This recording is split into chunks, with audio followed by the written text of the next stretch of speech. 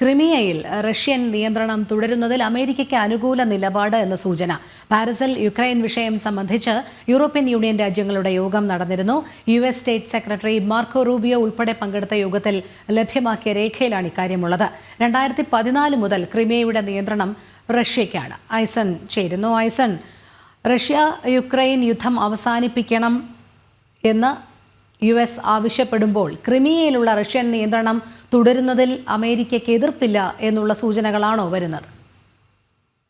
തീർച്ചയായും രോഹിണി, ക്രിമിയയിലുള്ള നിയന്ത്രണം, ക്രിമിയയിൽ ഇപ്പോൾ റഷ്യ നിയന്ത്രണത്തിൽ തുടരുകയാണ്. നമുക്കറിയാവുന്നതാണ് ക്രിമിയ യുദ്ധം 2014 നടന്നതും റഷ്യ ഈ ക്രിമിയ എന്ന് പറയുന്ന പെനിൻസുല അല്ലെങ്കിൽ ആ മുനമ്പിനെ പിടിച്ചെടുക്കുകയും ചെയ്തൊരു സാഹചര്യമുണ്ട്. അതേസമയം അത് യുക്രൈന്റെ അധികാര പരിധിയിൽ വരുന്ന പ്രദേശമാണ്. യുക്രൈൻ അത് ഇത്തരത്തിൽ വിട്ടുകൊടുക്കുന്നതിന് തയ്യാറല്ല എന്ന നിലപാട് തുടർച്ചയായി ഉന്നയിക്കുകയും ചെയ്യുന്നുണ്ട്.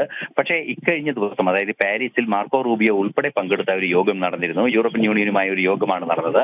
ആ യോഗത്തിൽ വളരെ കൃത്യമായി നടത്തിയ ചില ധാരണകളുടെ ചർച്ചകളുടെ ഡ്രാഫ്റ്റിലാണ് ഇക്കാര്യമുള്ളത് എന്നാണ് ഇപ്പോൾ വാർത്താ മാധ്യമങ്ങളെല്ലാം തന്നെ റിപ്പോർട്ട് ചെയ്യുന്നത്. അത്തരത്തിൽ റിപ്പോർട്ട് ചെയ്യുന്ന ഒരു വാർത്തയിലാണ് ഇക്കാര്യം വളരെ കൃത്യമായി സൂചിപ്പിച്ചിട്ടുള്ളത്. ക്രിമിയയുടെ നിയന്ത്രണം റഷ്യക്ക് തന്നെ നിലനിർത്തുന്നതിൽ എതിരഭിപ്രായം അമേരിക്കയ്ക്കില്ല എന്നൊരു നിലപാടാണ്. നമുക്കറിയാവുന്നതാണ് ഇത്തരത്തിലൊരു നിലപാട് ഏത് രീതിയിലായിരിക്കും യുക്രൈൻ സ്വീകരിക്കുക എന്നത് കാത്തിരുന്ന് തന്നെ കാണേണ്ടതുണ്ട്. എന്നാൽ ഇത്തരം ഒരു സൂചന വളരെ കൃത്യമായി പുറത്തു വരുന്നുണ്ട് എന്നാണ് മനസ്സിലാക്കാൻ സാധിക്കുന്നത്. അതേസമയം ഇപ്പോൾ നിലവിലെ സംഘർഷത്തിന് കാരണമായ രണ്ട് ടെറിട്ടറികളുണ്ട്, രണ്ട് പ്രദേശങ്ങളുണ്ട്. റഷ്യൻ വംശജർ കൂടുതലുള്ള, റഷ്യയോട് വിധേയത്വം പുലർത്തുന്ന രണ്ട് ടെറിട്ടറികളുടെ നിയന്ത്രണം സംബന്ധിച്ച തർക്കമാണ് ഇന്നത്തെ യുദ്ധത്തിലേക്ക് എത്തിച്ചേർന്നത്.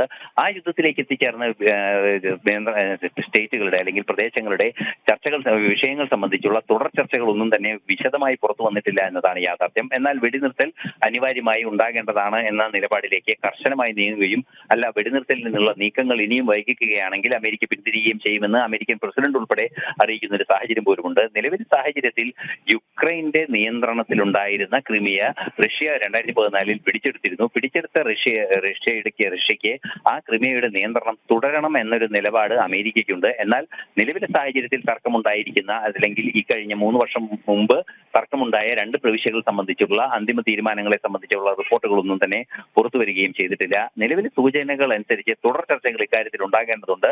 എന്ത് തന്നെയായാലും ക്രിമിയയുടെ നിയന്ത്രണം റഷ്യക്ക് നിലനിർത്തുന്നതിന് അമേരിക്കയ്ക്ക് അനുകൂല നിലപാട് എന്ന് പറയുന്നത് യുക്രൈൻ അംഗീകരിക്കാനുള്ള സാധ്യത എത്ര കണ്ടുണ്ട് എന്ന് കാത്തിരുന്ന് തന്നെ കാണേണ്ടതുണ്ട്. അങ്ങനെയാണെങ്കിൽ വീണ്ടും ചർച്ചകൾ നീളാനുള്ള സാഹചര്യം ഉണ്ടാവുകയും ചെയ്യും. ഒരുപക്ഷെ ഇത് തന്നെയായിരിക്കാം ചർച്ചകളിൽ നിന്ന് പിന്തിരിയാനുള്ള നീക്കം ഉണ്ടാകും എന്ന് അമേരിക്ക പറയാനുള്ള ഒരു കാരണവുമെന്നും സൂചനകളിൽ പുറത്തു വരുന്നുണ്ട്.